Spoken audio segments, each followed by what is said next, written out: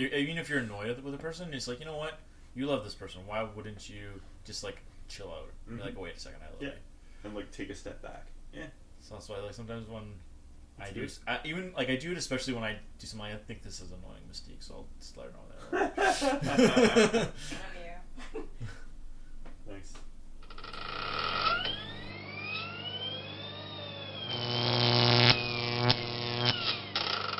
All right, we're back for another episode of Crosstalk.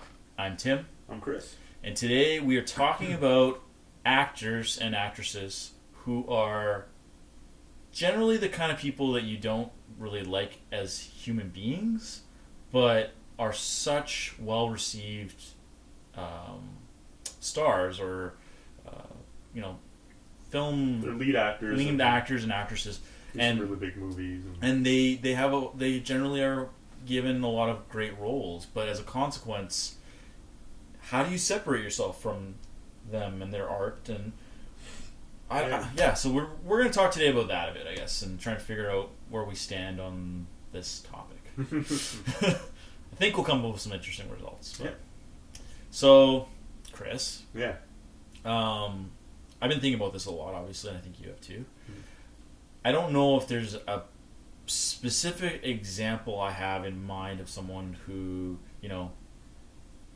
is creating negligible behavior for themselves, that you look at them and you say, wow, that's like the person who shouldn't be making these films. At least off the top of my head, I don't. But I know that there are examples out there, people who you look at them and you say, they're self-harming themselves, and they're create these great roles, but then you see their like personal life and you're like, how do they function, right? Mm-hmm. And I think we probably use Charlie Sheen as a good example of that. Yeah. So in his earlier work, especially, Mm-hmm. like Platoon's amazing and he's brilliant in it. Also, he's hilarious in Hot Shots and he's hilarious in Major League. He did quite a lot of good work in the early part of his career. Yeah. And you just look at him, I mean, obviously he's a mess of a human being, right? I mean, he's got a lot of issues, and issues that he's not ready to admit that he has, and I mean, you look at the person he is now, and he's just, He's markedly different. Yeah.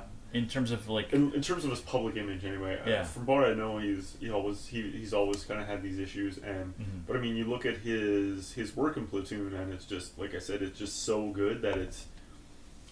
well, I mean, like you said... It's kind of... Yeah, like, so it's a... it's a case study of the Vietnam War, and it's really... It kind of highlights kind of a lot of the shady stuff that went on then, and, he's kind of a first-person lens into it, and, of course, there's a lot of racial issues that went along with that as well, and he's there for the whole thing, and, I imagine for some people that's a difficult movie to go back and watch because it has him, like, from what you know about how he is and how he's treated people over the course of his life and his career. But I mean, I like just recently rewatched it, and it's funny to me because he's so, like you said, he's so good in that role, and it's hard to figure out, like, is it okay to enjoy this movie and enjoy him in the movie because of that? Yeah. Well, not necessarily predictive. You can't predict where he's going to go. I mean, we can't, obviously, because we're X number of years in the future from when that movie was made, but at the time, you couldn't have predicted that he was going to go down this crazy road of self-destruction and self-parody to a point, too. Like, all of the roles he takes now is basically who he is. Yeah. Yeah, like 2.5 Men, anger management, stuff like that. Basically, it's him... Being himself. Yeah, that's exactly what So, it's weird because Platoon is such a great movie, and it's such a great case study of the Vietnam War, and it's such a... Again, I always find it weird because Vietnam War movies are so strongly associated with Heart of Darkness and Joseph Conrad's book, and it's a great book, but it's weird how everyone ties that all into that particular story. And I mean, obviously it's a story of the nature of man and how we sort of devolve or we can rise above it, right? Yeah. So you have those two sides of the coin, and like you said, Charlie Sheen is the lens of that war and how people chose to either be, altruistic in that war or completely self-gratifying. Yeah. And Willem Dafoe's character is the selfless soldier versus Tom Berenger's sort of, what did they call it? Like Full Metal Jacket, like that sort of. Oh, like, yeah. He's like balls to the wall, right? Like he's just completely in the shit, and that's what he's like in that role. Mm-hmm. But Charlie Sheen, yeah, I can't see him as Charlie Sheen in that role.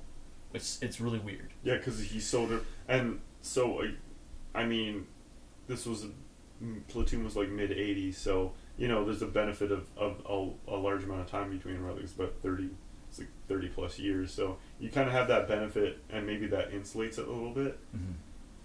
But yeah, I mean, like I said, it is probably hard for some people to go back and watch it, I would imagine. Yeah. Yeah. But then on the other hand, we talk about Mel Gibson, mm-hmm. and he's an '80s star. Mm-hmm. He got his start in Australia with Mad Max, and then slowly went to America to do, well, not slowly, but he kind of basically jumped up, all of a sudden was notable as an actor, and he was starting doing movies like Lethal Weapon, and he was well received in those roles, but then he slowly through his career was sort of outed as a bigoted person, right? Like he's an anti-Semite. He's an anti-Semite, and he's abusive. He's been abusive to girlfriends and wives and mm-hmm. things like that, and he was caught behind the scenes of his personal life, basically saying all these awful things, right? So it's like, how do you watch his movies and not be affected by him as a person, right? Yeah. And again, it's probably a personal decision. I kind of still can go back and enjoy Lethal Weapon, but it's kind of always hanging there for me. Like, so I'll think about, like, because the film is still really enjoyable. They get worse throughout, of course, Law of Diminishing Returns along the sequels. Yeah, I mean, and Danny Glover, I think, helps. Yeah, tremendously helps it. But yeah, I mean, but it's kind of just hanging off this. It's like a dark specter kind of hanging off to the side of it, where you're like, ha, it's really funny. Oh yeah, you're a bad person. He's a terrible person. You're a bad person. You're hiding. You're masking it very well right now. Yeah, exactly. So it's very interesting. Again, there's the benefit of time. Mm-hmm. So there's 20-ish, depending on which one. There's 20, 25 years separating. So there's a lot of time in between. So maybe you can make that. You can kind of disconnect those two things. And we were talking about this earlier too, but it's like you look at his directorial work and you're like, man, he really knows how to make a film. Yeah, his directorial work is good, but I have seen very little of it. And I'm like, well, I don't know if that interests me, but like the subject matter, but probably a little bit of it is, what happened and how he is in real life, right? I mean, okay, so I watched 2016 Oscars all the way through. I was pretty good on my film watching. I know Mike's not here to defend his honor as a theater buff, but I watched a lot of films last year, and I watched a lot of movies before that sort of season came around, and then when I found out that Hacksaw Ridge was going to get a nomination, it was kind of obvious. I hadn't seen it, but I knew it had done well in theaters. Mm-hmm. But then I went and did watch it. I couldn't get behind it. I just didn't like it as a movie, and I don't know if that says more about my moral code and who I am as a person than him as a director. I mean, to pretend it didn't have any impact, right? It was just, it's probably not a little naive. It probably did affect you, I'm going to guess. Yeah. And even if it wasn't a conscious thing, it was probably a subconscious thing. Yeah. Yeah. Like I said, I kind of noticed it when I watched Lethal Weapon, but the closer you get to his age, like, the closer in movie timeline wise you get to present day, that I think probably the harder it is to see him. To actually watch his movies and not associate it with what was publicized about his personal life. Exactly. Yeah, and I mean, obviously, it's not the same as like killing someone. Yeah, like like O.J. Simpson, right? So again, you go back to the Naked Gun series, really excellent spoofs. Love Leslie Nielsen, and he's amazingly funny. But O.J. Simpson, man, so you laugh throughout if you go back and watch that film now, you laugh throughout the Leslie Nielsen parts, and when he gets to his physical comedy, O.J. Simpson's physical comedy pieces, well, at the time were funny and were people, they were he was kind of lauded for moving from football to physical comedy and running with it and doing a really good job. But to go back and watch it now, like, I'm not sure how you could laugh at it. Yeah. Like, it's just because all you see is, like, a person who murdered somebody. Yeah. Like, murdered 2 people. Yeah. And you pretty much know he killed them. Yeah, so, exactly. Yeah, like, to get, and the things that he's kind of done after that, he's been in and out of jail, assaulting, and he's had a very bad life. Yeah, especially post football, post acting career, right? Yeah. And yeah, I mean, like I said, you go back and try and watch any of those films, and there's a reason why even though they're really good spoofs, there's a reason why you don't see them on cable TV anymore. Yeah. Because you get to those parts of, like, I can't imagine there's anybody laughing at it now. No. Because it's just like I said, all you see is the things that he's done, right? Mm-hmm. So, yeah, you just think about that big, the trial, and it was a made-for-TV movie, but you just think about it because that's still in, like, fairly fresh in public consciousness. I wonder if it'd be the same, and I know it's not the same level of criminal activity, but I wonder if it'd be the same for the Bill Cosby Show. Depends who you talk to. So, if you're one of these people who subscribes to the fact that he could still be innocent for some reason, I don't know why you would think that. Just like, maybe you can, I mean, not getting into the whole, women are believed enough thing, because they're not, but, like, not even getting into that argument, but you just look at it from a probability perspective. Yeah. Like, you could make, if it was 1... But it's pretty if it was 1, you could maybe make a case that person is lying. But 1 is 14. Like, like, there's obviously a pattern of horrible behavior there. Mm-hmm. So, I can't speak for it. For me, I would say, I couldn't go back and watch that stuff. For other people, maybe it's not an issue. All depends what side of the fence you fall on, I suppose. Yeah. So, I mean, we went down a pretty dark road in sort of building this. So I do want to mention one more. And even though we don't love his work, he does have a very interesting body of work, and there are some really good films in there. And, like, so Johnny Depp. And I say that one because he's been in the news recently with the... he's had some pretty heavy assault charges. Yeah, and abuse of Amber Heard. Yeah. So...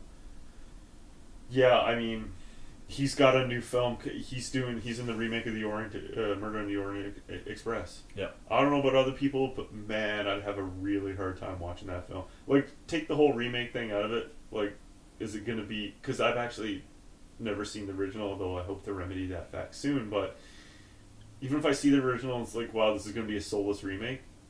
I mean, yeah, man, like especially seeing because it's so fresh. It's like you'd watch that and you'd be, or like go back and watch something that's really like The Secret Window, like something that's pretty much like. It's like a little bit too much, right? Yeah, it's like a little bit too much on point. Yeah. Right. So it's a little bit too close to his personal life. So and I didn't really want to talk about Johnny Depp because I feel like I have a bit of a bias because I hate the Pirates of the Caribbean. I know. And he is a dominant figure in that. And it's probably one of the only examples of movies that he's not in this Tim Burton run. Yeah. I mean, most of his films... So he's been... Like, I did like The Secret Window. It was kind of interesting. He's been in some interesting stuff. Say what you want about him. He's a method actor, and he really does go all in on his parts. Yeah. But, I mean... I guess Benny and June was pretty good. So he's done some And I mean, Chocolat is supposed to be good, and I like, watched it. I still don't know. I don't get it. And Fear and Loathing is really good. Yeah, Fear and Loathing in Las Vegas. So he's got some good work, and he throws himself into the part 100%. Like, he's a method actor, and he's really good at his craft. But as a person, yeah, I mean, I challenge it. I mean, again, it's the same thing with Bill Cosby. Some people think that, you know, he might be innocent. Yeah, I'm not sure. I'm not convinced. I'm not. Yeah, like, so I'm not. I don't want to get into that argument. I mean, I have no reason to doubt that she's being truthful. So yeah, in that, for me to try and, like, especially watch him in something new, I mean, wow. Well, he's made it some would be really tough. He's made some weird choices too, like Lone Ranger. Yeah. I mean, like, yeah, I don't know, man. Like, that doesn't sit right with me. Yeah, exactly. So there's those things, but I mean, dude was in First Nightmare on Elm Street. I mean, like, that's a good film. He was in Edward Scissorhands. Scissorhands, really good. Scissorhands, good film. Yeah. So he's had some good roles. It's just, yeah. How do you separate it from? Yeah. How do you do that? And I mean, again, I think it's probably a personal choice, but for me, in this case, like, I don't think I'm going to be able to go into the Murder on the Orient Express and not see that cloud hanging over him. Yeah. So yeah, it's a tough choice. Yeah, absolutely. So, I mean, yeah. and we can talk about, like, a lot of small examples of celebrities and I say that celebrities. What I mean is actors who are treated like celebrity status, right? Mm-hmm. Like, we could talk about, like, the Lindsay Lohans and Shia LaBeoufs and Katherine Heigls of the world, but those people are very different cases, I think, than the ones we've highlighted today. Yeah. So and maybe we can take it in a little bit of direction. So I feel like, like Heath Ledger. So, like, he had a really bad drug problem. Yeah. And he killed himself. Yeah. And, you know, him and his wife split up all around that time. Yeah. But his performance was so, like, he dove into that role and his performance was so amazing. Yeah. That, well, that's part of the reason why he gets a bit of a pass. But I feel like drug addiction is kind of where people's lines are. Like, I think that almost will always get a pass because drug addiction is more about somebody's mental issues, and there's, you know, a whole bunch of it's self-inflicted. Yeah, right? And there's a lot of good work being done to get past the stigma of mental illness these days. Well, and you know, it's a very recent thing for us to even be addressing it in a healthy way. Yeah, exactly. So, and, you know, most people will admit that drug addiction is a disease, right? So, yeah. And his family will now, like, they talk very highly of him. Mm-hmm. But I mean, he did have a very rough life, and he did have, and a lot of people consider suicide a sin, right? Mm-hmm. So maybe for those people it would be that's difficult, mm-hmm. But especially seeing as he died right after the film. So, but I feel like that when you're talking about mental illness or drug addiction, I feel like that's where it gets a little bit more forgivable. And Philip Seymour Hoffman's like another good example of that too, right? Yeah. You know, a lot of demons, OD'd. Yeah. But, like, if you look at a lot of his work is brilliant, right? Yeah. And people will, I don't think that most people will have a problem going back and watching his work over time. So, yeah, I feel like that might be kind of the line where most people are on, they don't have an issue with it, but then when you start getting to maybe some of the more serious, or they're just person's just all around, like, not a good person. Mm-hmm. Yeah, that's maybe when it gets a little bit. Yeah, and then of course at the end of the day, it's always a personal decision. It's a personal choice whether or not you're going to watch films by people who are going through those kinds of conflicts versus people who have made decisions that have impacted other people. And again, we have to decide, is that something that we personally want to support? So again, I think in a lot of ways it's a personal choice, but that doesn't mean that you have to go one way or the other. Like, and it's our this is just our opinion, right? Yeah, and it goes the same thing. It's the same thing with any other kind of art. There are some singers out there who are, you know, they're less they make questionable choices. Yeah, less than savory people, and yeah, people still support them. So yeah, I mean, it always comes down to what's your line, right? So yeah. So I think we can safely say that we don't have all the answers on this one. No. I think this is an interesting case study of some actors and actresses that are interesting in film, but aren't necessarily good people, or maybe not good people. Good people is the wrong choice of words. Aren't necessarily of good character or a good moral fiber. Yeah. But we can still appreciate their films sometimes, and that's okay. Yeah, absolutely. So, what do you think? Yeah, Covered it? I think so. So, what do you think about this discussion? Agree, disagree? Do you have any celebrities maybe that you can get past their transgressions, or maybe can't? Feel free to comment below, like and share the video, or even better, subscribe to the channel. Until next time, I'm Tim. And I'm Chris. And this is Crosstalk.